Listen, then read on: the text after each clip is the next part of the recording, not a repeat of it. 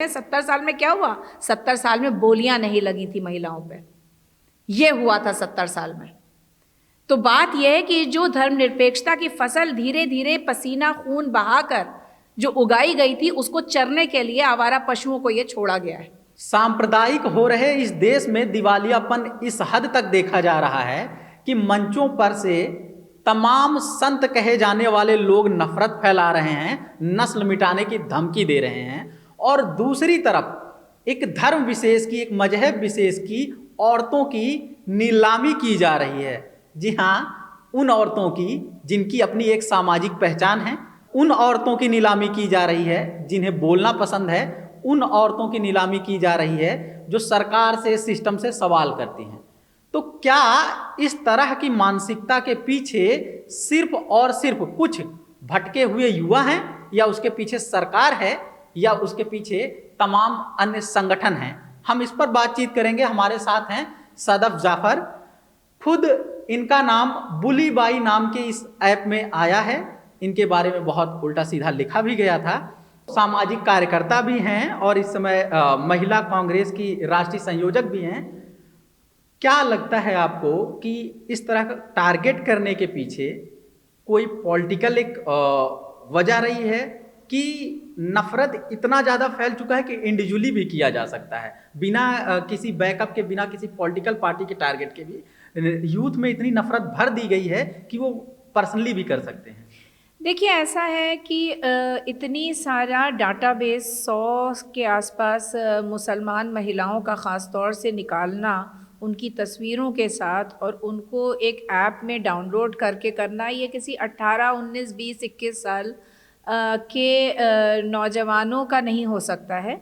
इनको data provide किया गया है और मेरा बिल्कुल पुख्ता यकीन है इस बात का, और कई बड़े नाम और बड़ी पार्टी का नाम आएगा सामने, क्योंकि जिस तरीके से इनका बल्कि इनका क्या कहूँ, मैं बीजेपी नाम लेके कहती हूँ कि जिस तरह से बीजेपी का आईटी सेल काम करता है, आप ज़रा सा कुछ करते हैं तो वो आपको जिस तरह से ट्रोल करता है, और बिल्कुल सिस्टमैटिक तरीके से ट्रोल करता है। रात को 1 बजे के बाद से लेकर सुबह 5 बजे तक ट्रोल करता है, जब उनको लगता है कि जवाब देने वाला रहेगा नहीं, और उस समय हम उसको जितना बेइज्जत कर सकें।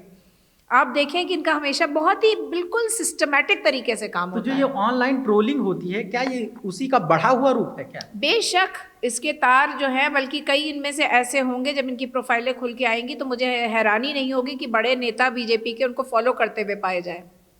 अच्छा, मतलब तमाम अन्य प्रोफाइल या अलग सोशल मीडिया पे।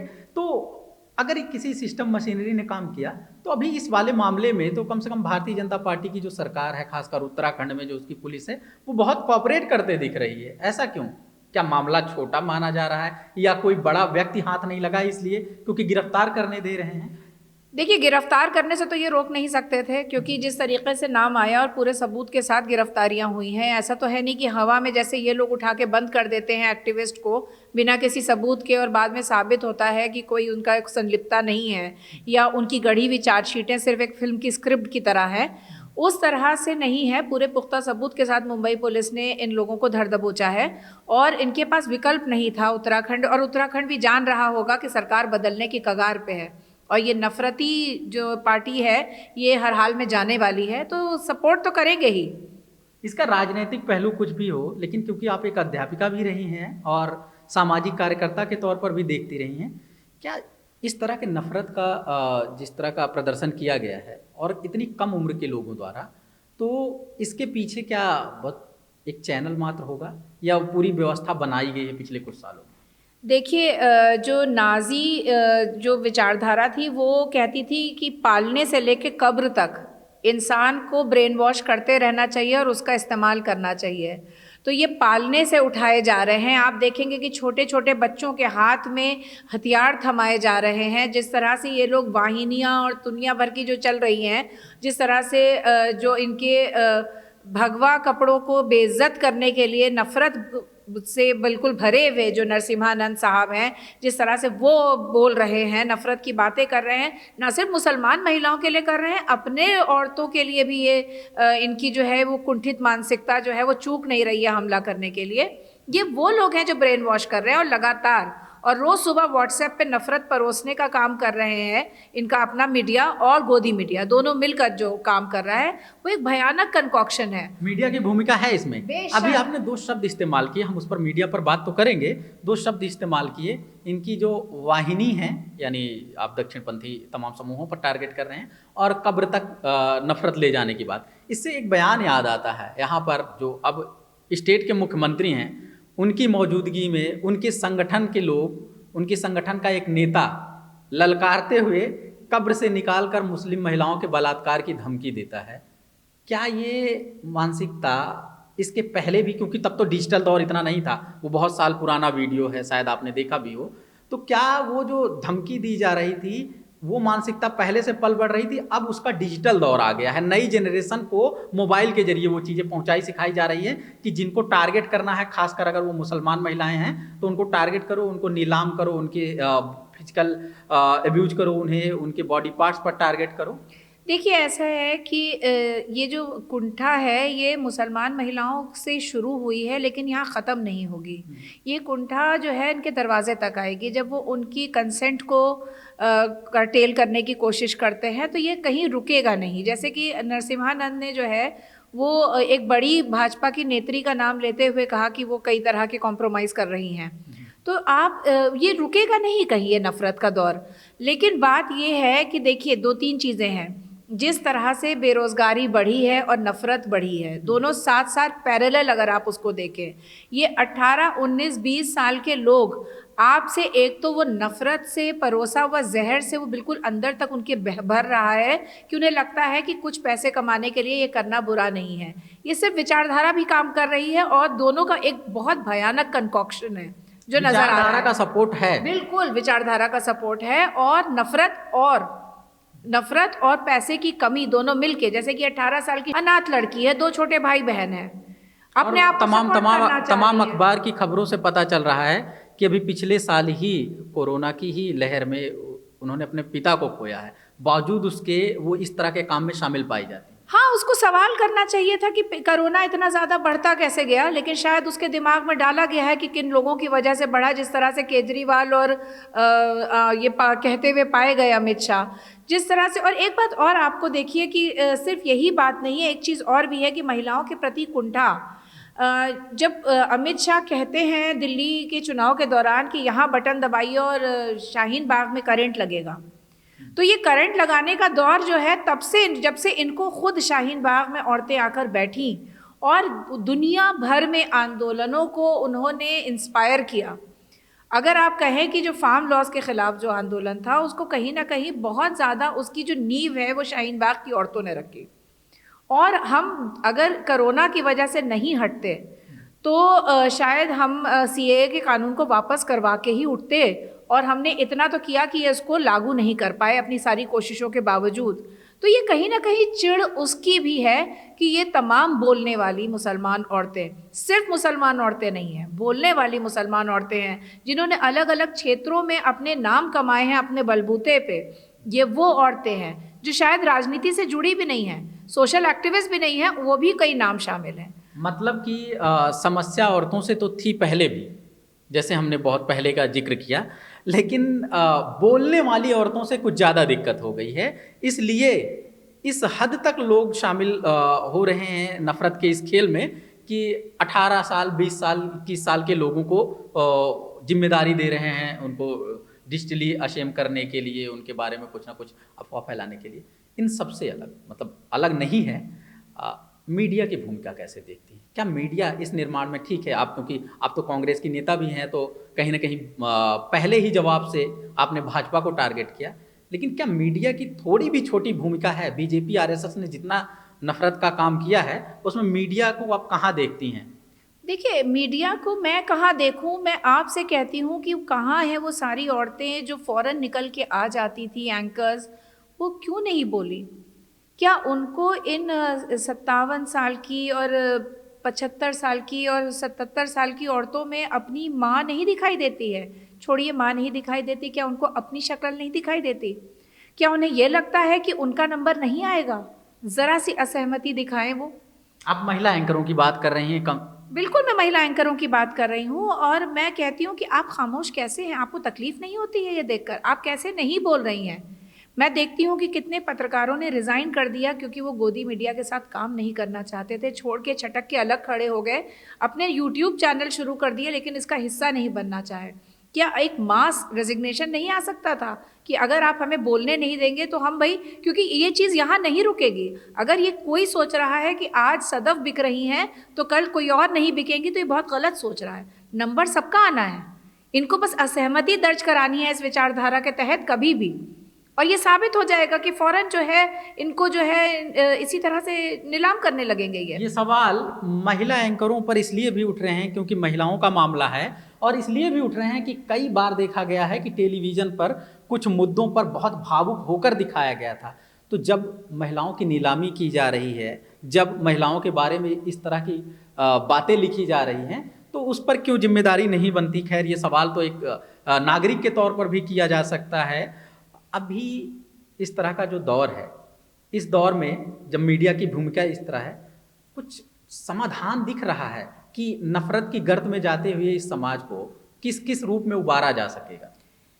देखिए, समाधान हर चीज़ का, मैं एक पॉलिटिकल पार्टी से जुड़ी हूँ इसलिए उस हिसाब से मत जोड़िए। मैं एक माँ और अध्यापिका भी रही हूँ और माँ हूँ, तो मैं आपसे यही कहूँगी कि देखिए, आपको उस पॉलिटिकल पार्टी को हटाना होगा जिसने इस नफ़रत को लेजिटिमाइज़ कर दिया। आकर सोच सकते हैं कि क्या गुजर रही होगी उस आदमी के दिमाग में, क्या सोच रहा होगा वो 18 साल 21 साल का बच्चा तो नहीं कहेंगे, एक एडल्ट है जो इतनी नफ़रत से भरा हुआ है, जब वो एक बूढ़ी माँ की तस्वीर अपलोड कर रहा होगा बिकने के लिए, जो 5 साल से अपने बच्चे को ढूंढ रही है।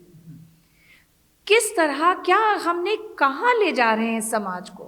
पॉलिटिकल पार्टी से इतर इंसानियत पे सोचिए तो हम कहाँ गर्त में जा रहे हैं? क्या उन माँ बाप को पता था कि उनके बच्चे क्या कर रहे हैं? जिस घर में ये लड़की रह रही थी, क्या उसके मालिक को पता था कि ये लड़की क्या कर रही है, किसको बेचने निकली है? हम भारत माँ की बात करते हैं, मार मार के सड़क पे लोगों को मार डालते हैं पीट पीट के कि भारत माता की जय बोलो। क्या इन लोगों में भारत माता नहीं दिखाई देती है? क्या उनकी भारत माता और हम में अंतर है? क्या अंतर है? नाम का अंतर है। जिसके लिए कुर्बानियाँ दी गई, वो जो पूरा आइडिया ऑफ मदर इंडिया है, उसमें तो हम सब शरीक हैं। वो जितने वो श्रद्धे हैं उतनी हर औरत, हर जात, हर धर्म की जो है वो उसका हिस्सा है। कैसे आपने ब्रेन वॉश किया है अपने यूथ को? क्या उन लड़कों की मजबूरी या आइडियोलॉजिकल दिवालियापन है कि जिसमें वो एक औरत को बेचने निकल पड़े? ये इस दिवालियेपन पर ही तो हम लोग बातचीत कर रहे हैं, और इसमें कोई दो राय नहीं कि सरकार की एक बहुत बड़ी भूमिका है, क्योंकि बड़े नेता जो मंत्री भी हैं, केंद्रीय मंत्री तक इस तरह के बयान देते पाए जा रहे हैं। क्या अब कांग्रेस किसी भी तरह से राज्यों की कमान संभाले या केंद्र में, या एक पार्टी के तौर पर इस तरह विषैले बन चुके समाज को किसी भी तरह का दिशा दे पाएगी? एक बात। दूसरी बात कि क्या जब मीडिया एक टोन में एक हिंसात्मक भाषा बोल रहा है, तो इस बात की गारंटी क्या है कि कल का केंद्र में भी मान लीजिए कांग्रेस की सरकार आती है, तो इस तरह के समाज के पॉपुलर वोट को कैटर करने के लिए इसकी इस तरह की मानसिकता के खिलाफ कितना स्टैंड ले पाएगी कांग्रेस? देखिए, स्टैंड हम विपक्ष में रह के भी कह रहे हैं। राहुल गांधी एकमात्र ऐसे विपक्षी नेता हैं जो त्रिपुरा इज बर्निंग लिख रहे हैं, ये सोचे बगैर कि उसका क्या रेपरकशन होगा वहाँ के इकाई चुनाव में। वो ये नहीं सोच रहे हैं कि असम में क्या होगा जब वो गमछा पहनते हैं नो टू सीएए, तो ये नहीं सोचते हैं कि असम में चुनावी क्या। हम विचारधारा की लड़ाई लड़ रहे हैं। ये एक ऐसी पार्टी है जो स्वतंत्रता संग्राम में शामिल रही है, जो संविधान लिखने में शामिल रही है, जिसके नेतृत्व में लिखा गया है। तो हम अपने आप को कस्टोडियन, हम यहाँ के ठेकेदार नहीं हैं संविधान के, हम संविधान के कस्टोडियन हैं। संविधान को ज़मीन पे लागू करना जब हम बात करते हैं तो ये सबके सम्मान, डिग्निटी की सवाल है, और यहाँ पे ये नहीं देखा जाएगा कि हम इलेक्टोरल लोगों को केटर कर रहे हैं कि नहीं है। आज भी अगर आप देखें तो इकलौती सरकार जिसने इसका संज्ञान लिया और एक्शन लिया वो कांग्रेस के समर्थन में महाविकास अघाड़ी की महाराष्ट्र की सरकार थी। तो हम इस बात का मुझे नाज है कि कम से कम अगर कोई खड़ा हो रहा है, क्योंकि हमें पता है। और एक बात और मैं यहाँ पे आपसे कहूँगी कि जिस तरीके से जिस कुंठा के शिकार हम लोग एक रात में हुए, उस कुंठा के शिकार हमारा शीर्ष नेतृत्व होता रहता है, अपनी हर सालगिरह पे होता है, फिर भी वो सर उठा के जीना उन्होंने हमें सिखाया है। हाँ, ये अक्सर देखा जाता है, खासकर जब महिला हो नेता तो उनके खिलाफ किस तरह से काम किया जाता है। और यहाँ तो कांग्रेस की पार्टी के नेतृत्व में तो कहीं ना कहीं विदेशी महिला का एक टैग जो काम करता है, वहाँ पर तमाम विपक्षी दल के लोग भी टारगेट करते हैं। लेकिन ये नफ़रत के जो जिस समाज की हम बात कर रहे हैं, जिससे हमें दिक्कत है, वो 2014 के बाद से ही नहीं बना है, 2014 के पहले भी बना। और बहुत कुछ ना कर पाने का आरोप कांग्रेस पर है। और कहीं ना कहीं जब आप देखिए 2011-12 में एक डिजिटल दौर आ रहा था, जब मोदी को एक विकल्प के तौर पर पेश किया जा रहा था, तब इस देश में सारी सरकारी व्यवस्था कांग्रेस के हाथ में थी। तो उसमें तो वो फेल हुई है। इसलिए बार बार क्वेश्चन होगा कि 2013 का मुजफ्फर दंगा 2014 के पहले हुआ था, मुजफ्फरनगर दंगा। तो ये सब चीज़ें हुई हैं, इसलिए लगातार सवाल होते रहेंगे। अभी जिन राज्यों में सरकार है, जैसे राजस्थान में सरकार है, छत्तीसगढ़ में सरकार है, और पंजाब में सरकार है, और जगहों पर कहीं ना कहीं मिली जुली सरकार है, तो इन जगहों पर क्या इस तरह की कोई घटना होगी, तो आप एक महिला होने के नाते और एक पदाधिकारी होने के नाते, क्योंकि आप तो राष्ट्रीय स्तर पर पार्टी को देख रहे हैं, कम से कम महिला के तौर पर वहाँ पर राय रख रही हैं पार्टी में, लगभग सभी राज्यों में आपकी राय ली जाती होगी, तो क्या ये चीज़ इंश्योर कर पाएंगी कि देश भर में कहीं कुछ घटना होती है, खासकर जहां कांग्रेस की सरकार है, चाहे वो जाति के नाम पर नफरत की बात हो या धर्म के नाम पर, तो आप उस पर एक्शन लेने वाले? देखिए, एक तो ये बात है कि जो स्पोराडिक घटनाएं हो रही थी, मॉब लिंचिंग जिस तरह से हो रही थी, काओ विजिलेंटिज्म जिस तरह से हो रहा था, वो घटनाओं पे लगाम लगा दी गई। जिन सरकार जहाँ पे हमारे झारखंड में हो गया, वहाँ पे काफ़ी हद तक आपने देखा। इसी से जुड़ी बात है, आप बात को पूरी कीजिएगा। अभी एनसीआरबी के आंकड़े आए तो देखकर हम लोग दंग रह गए कि महिलाओं के खिलाफ सबसे ज़्यादा अपराध राजस्थान में होते हैं। जो उसका रेशियो देखेंगे वो मतलब उत्तर प्रदेश से भी कई गुना ज़्यादा, आबादी 3 गुना कम है और फिर भी घटनाएं ज़्यादा। दूसरी चीज़ कि दलितों के उत्पीड़न के सबसे ज़्यादा मामले राजस्थान में आ रहे थे। बाकी चीज़ में यूपी, खासकर योगी जी के नेतृत्व में, हमेशा टॉप करता ही अपराध के मामले में। पिछले 3 साल का तो यही पैटर्न बता रहा है। तो इतना तो मॉडल नहीं पेश कर पाया राजस्थान। देखिए, मैं आपको 2 बातें बताती हूँ। एक होता है कि क्राइम होने के बहुत सारे फैक्टर्स होते हैं, और स्पेशली महिलाओं के खिलाफ जो यौन हिंसा और तमाम जो और अपराध होते हैं, घरेलू हिंसा, वो उसके पीछे मानसिकता बहुत काम करती है। मुझे अपनी बात पूरी करने दीजिएगा।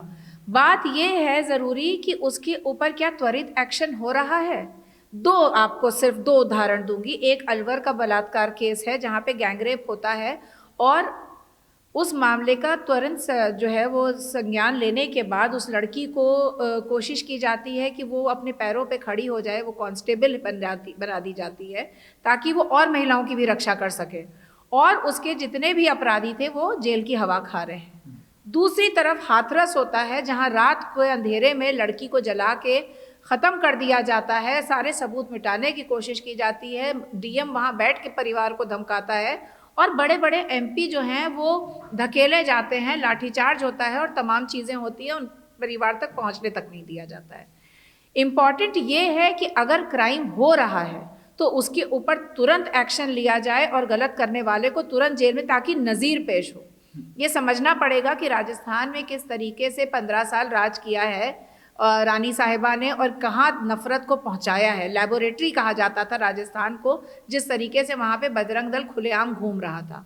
आज उतनी हिम्मत नहीं है कि इस तरह से वो नफ़रत के लिए ललकार सके। योगी से बेहतर हैं, वसुंधरा राजे से बेहतर हैं, हाँ, इसलिए उस पर चर्चा ना हो। खैर, हम इस पर एक अलग चर्चा इसलिए भी रखेंगे क्योंकि एनसीआरबी के आंकड़े जिस तरह कह रहे हैं, तो हम कभी वक्त निकाल कर उस पर बातचीत करेंगे कि राजस्थान में महिलाओं की ऐसी दशा क्यों है, दलितों की ऐसी दशा क्यों है, और इस सरकार में भी क्यों नहीं रुक रहा है। अभी ये जो पूरा मामला है, क्या ये सिर्फ इस तरह के आईटी के कानूनों के जरिए और सिर्फ विमेन सेल के जरिए रिपोर्ट करने की चीज़ है, या फिर उस तरह के आपराधिक मामले लगाए जाएं, भले कम उम्र के लोग हैं, क्या इस तरह के इन पे आपराधिक मामले लगाए जाएं जो एनएसए, यूएपीए जैसी कानून लगाए जा रहे हैं तमाम सामाजिक कार्यकर्ताओं पर, क्या इन पर एक बड़ा संदेश देने के लिए बड़े कानूनों का इस्तेमाल नहीं होना चाहिए? जो अभी अपराधी हैं, खासकर वो श्वेता सिंह, विशाल झा और तीसरे व्यक्ति का नाम मयंक है। देखिए ऐसा है कि ये जो है एक बहुत बड़ी मशीन के 3 पुर्जे पकड़े गए हैं। यकीन है कि ये रैंडम 3 युवकों ने सोचा कि आज रात को न्यू ईयर 100 औरतों की बोली लगा के मनाया जाए, ऐसा नहीं हुआ है। इसके पीछे बहुत बड़े नाम हैं।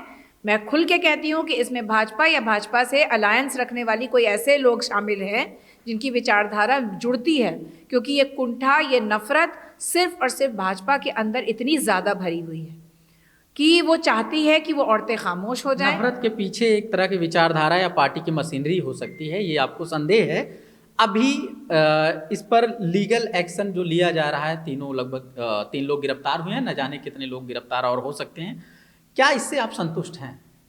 मैंने जैसे कहा कि बड़े नाम जब तक सामने नहीं आएंगे और उनके चेहरे सामने नहीं आएंगे तब तक ये एक प्रोसेस में हम हैं। इसमें अभी संतुष्टि की बात नहीं है, ये it is just a beginning है ना। आप अभी टिप ऑफ आइसबर्ग पे हैं, तो सिर्फ एक पुर्जा पकड़ा गया है, मशीनरी खुलना बाकी है। मुझे यकीन है मुंबई पुलिस पर और महाराष्ट्र में हमारी सरकार पर कि उन सारे बड़े चेहरों का पर्दाफाश करेगी, उन बड़े नामों को सामने लेकर आएगी जिन्होंने इतना जघन्य अपराध करने का काम। एक जरूरी बात यह है कि अभी आज के अखबारों में ये देखने को मिला है कि बहुत संजीदा होते हुए श्वेता सिंह, शायद उम्र 18 साल है उनकी, उनके पिताजी के देहांत के बारे में लिखा जाता है। उनकी माँ नहीं है इसलिए लिखा जाता है। साथ ही ये भी लिखा जाता है कि आर्थिक तंगी के दौर में है, सिर्फ 3,000 रुपये में गुजारा होता है। अगर ये श्वेता सिंह की जगह कोई सफूरा, कोई सफीना या कोई उर्दू अरबी नाम वाली महिला होती तो अखबारों की भाषा, टीवी की भाषा या तमाम एक्टिविस्ट की भाषा ये होती कि उसके दुख वाले पहलू पर बोला जाता या फिर टारगेट किया जाता कि इनकी फंडिंग कहाँ से हो रही है, इनके माई बाप कौन है, मास्टरमाइंड कौन है, कितने कुख्यात हैं, कितने खतरनाक हैं। क्या आपको दोनों सिचुएशन रख के आप कुछ अंदाजा लगा पा रहे हैं? देखिए सरकार और मीडिया तो इतना ज़्यादा मतलब पगलाया हुआ है जिसे कहें कि हम उसके ऊपर तो कमेंट करना बिल्कुल बेकार है। मैं बस इतना बात करूंगी, अगर पिता उनके जो हैं वो कोरोना में उनका इंतकाल हो गया तो भाई कोरोना को बढ़ती हालत में एक ऑक्सीजन के सिलेंडर में किसकी सरकार थी, कहाँ पे, चाहे वो बिहार में रहे होंगे, उत्तराखंड में रहे होंगे, कहीं भी रहे होंगे, दोनों जगह सरकारें सवाल करने चाहिए। और क्या ये सवाल इस बच्ची को करना चाहिए था। 3,000 रुपये, मात्र 3,000 रुपये, जबकि राहुल गांधी कह रहे हैं कि कम से कम 4 लाख रुपए दिया जाना चाहिए जिनके परिजन गुजर गए। आप 3,000 मात्र रुपए में अगर वो लड़की गुजारा कर रही है तो ये तमाचा है भाजपा सरकार पे। मैं अगर तो उस पर तरस खाने की बात नहीं है, फिर सवाल उठाने की बात है कि भाजपा सरकार ने इतने कम पैसों में इसको रखा क्यों, क्योंकि दोनों जगह भाजपा की सरकार है। तीसरी बात यह है कि क्या जब AMU पे हमला हुआ था, जब JNU पे हमला हुआ था, जब बच्चों को पुलिस पीट रही थी, उनकी क्या उम्रें थी? गुलफिशा की क्या उम्र है जो बेगुनाही की सज़ा उठा रही है? तो बात यह है कि ये जो सारी बातें हिंदू होती कि मुसलमान होती, कृत तो अगर उसने ये किया हो तो उसको सज़ा मिलनी चाहिए, चाहे वो श्वेता हो चाहे वो सदफ हो। लेकिन बात यहाँ पे ये है कि अखबारों से तो हमें उम्मीद ही नहीं थी। अखबारों का काम अब शीशा साफ करना रह गया है गाड़ियों का, तो अखबार सिर्फ इसलिए ख़रीदे जाते हैं घर में। नफ़रत जो बांट रहे हैं और जो पढ़ के उसको संजीदगी से ले रहे हैं, मुझे उनकी बुद्धि पे अब हंसी और तरस आता है, क्योंकि सरकारों ने जिस तरीके से इन मीडिया हाउसेस को ख़रीद रखा है, जिस तरह से अपना रटा हुआ टेप बुलवा रहे हैं, फुल पेज ऐड दे रहे हैं। आज ही मैं भी आ रही थी, एक फुल पेज ऐड देखा कि दंगाई अब माफ़ी मांग रहे हैं और दंगाई जो है वो गले में काफिया पहने हुए हैं। तो मतलब दंगाई, आप एक धर्म विशेष के लोगों को दंगाई कह के डिमोनाइज। इस विज्ञापन पर बहुत सोशल मीडिया पर भी विवाद है, क्या उसमें कुछ दिखाने की कोशिश की गई है कि वो किसी धर्म विशेष का दिखाने की? भाई प्रधानमंत्री जब कहते हैं कि आप कपड़ों से पहचानिए, तो क्या वो ये कहना चाह रहे हैं कि आप यति नरसिम्हानंद को कपड़ों से पहचानिए, जो कुंठित इतना बड़ा आदमी है, जो नफरत की बात कर रहा है, कि जो काफिया उतार के पहुंच गया है वहां पे, वसीम रिजवी से त्यागी बन गया है, उसको पहचाने? ज़रूरी यह है कि आप समझिए कि वो कुछ नहीं कर पाए। जितनी कब्रिस्तानों में कब्रें बनी, उससे कहीं ज़्यादा चिताएं जली। चिताएं जलते जलते जब शमशानों में जगह नहीं बची तो लोग गंगा किनारे सुलाए अपने लोगों को। जिस तरह से, मतलब मैं कहते हुए मुझे अजीब लगता है कि जिस तरह से जानवरों ने नोची है डेड बॉडी, वो मुसलमानों की नहीं थी, वो हमारे हिंदू भाई बहनों की थी। आप उसके ऊपर कफन टाकना चाहते थे, आपने उसके ऊपर से राम नामी चादर नोच के, अगर आप ये सोचते हैं कि सांप्रदायिकता का कफन उड़ा देंगे तो लोग भूलेंगे नहीं और लोगों को याद रखना पड़ेगा। इसी से जुड़ा ये है कि अभी जिस तरह के हम लोग बुल्ली बाई ऐप पर बात कर रहे हैं, एकदम इसी तरह के भाषा, इसी तरह का काम किया जा रहा है मंचों पर से, जिसमें आपने नाम ही लिया है, यति नरसिम्हानंद अगुवाई कर रहे हैं तमाम जगहों पर, और भी तमाम कथित बाबा और संत लोग शामिल हैं। क्या इन पे वश नहीं रहा है क्या योगी मोदी का? क्योंकि कई बार वो ऐसी भाषा बोल रहे हैं जो स्टैंड योगी मोदी भी नहीं ले देखिए, यह वश नहीं है, ये उन्हीं के लोग हैं, उन्हीं ने कहा है। अगर ये होता नहीं तो क्या किसी और जाति धर्म के नेता धर्मगुरु की औकात थी कि इस तरह की बात कर देता? ये इन्होंने अपने छोड़ रखे हैं, ये सांड हैं जो इनको खुले छोड़ दिए कि जाइए और जाके, जैसे कि आवारा पशु आपके खेतों में छोड़ दिए हैं आपकी फसलों को चरने के लिए, वैसे ही इन लोगों को, सांप्रदायिक सांडों को छोड़ दिया गया है कि आप जाइए और धर्मनिरपेक्षता की फसल जो इतने सालों में, कहते हैं 70 साल में क्या हुआ, 70 साल में बोलियां नहीं लगी थी महिलाओं पे, ये हुआ था 70 साल में। तो बात यह है कि जो धर्मनिरपेक्षता की फसल धीरे धीरे पसीना खून बहाकर जो उगाई गई थी, उसको चरने के लिए आवारा पशुओं को ये छोड़ा गया है और ये पूरी तरह से सरकारें संलिप्त हैं। आरोप लगाया जा रहा है कि इसी तरह के काउंटर करने के लिए टेलीग्राम पर कोई ग्रुप बना करके दूसरी तरफ धर्म विशेष की महिलाओं को टारगेट किया जा रहा है। देखिए, महिला का सम्मान चाहे किसी भी धर्म की हो, वो बहुत ही सर्वोपरि है। अगर ये किया जा रहा है तो मैं तो कहूँगी कि आप उनको भी चेहरे उजागर करिए और बिल्कुल उनके सामने लेकर आइए। लेकिन अगर ये पाया गया कि ये भी काउंटर करने के लिए इन्हीं लोगों ने किया है तो ये तो बेहद और ज़्यादा संगीन अपराध होगा। लेकिन अगर ये किया जा रहा है तो मुझे लगता है कि दोनों तरफ से, क्योंकि ये आग ऐसी है कि अपने दरवाजे तक आएगी। अगर महिला का अपमान किसी और धर्म विशेष का आप करेंगे तो वो अपने घर में भी आएगा, इसलिए इसको फ़ौरन काउंटर किया जाना चाहिए और अगर वहाँ पे हो रहा है तो उन लोगों को फ़ौरन संज्ञान लेके अरेस्ट किया जाना चाहिए। सदफ जाफर का आरोप है कि जिस तरह से मंचों पर से तमाम संत कहे जाने वाले लोग नफरत की भाषा बोल रहे हैं और जिस तरह से ऐप के जरिए तमाम नौजवान इस तरह के नफरत के काम कर रहे हैं, वो कहीं ना कहीं एक ही जगह से तार जुड़े हुए हैं। आरोप लगा रही हैं कि भारतीय जनता पार्टी इसमें अप्रत्यक्ष रूप से काम कर रही है या उसका कोई सहयोगी संगठन इसके पीछे है। हो सकता है कि इससे आप असहमत हों क्योंकि सदफ कांग्रेस की नेत्री हैं, लेकिन क्या इससे असहमत हुआ जा सकता है क्या कि इस दौर में जो नफरत बढ़ रही है उसको कहीं ना कहीं सरकार रोकने में नाकाम हुई है? क्या आप इससे असहमत हो सकते हैं कि सरकार अगर सख्त एक्शन लेती, इस तरह के लोगों पर लगाम लगाती, तो इस तरह लोग हरकतें कर ही नहीं सकते थे? क्योंकि जब लोगों को पता होती है कि सरकार किस मिजाज की है तो उसी तरह से पेश आते हैं। हमसे बातचीत करने के लिए बहुत बहुत शुक्रिया आपका।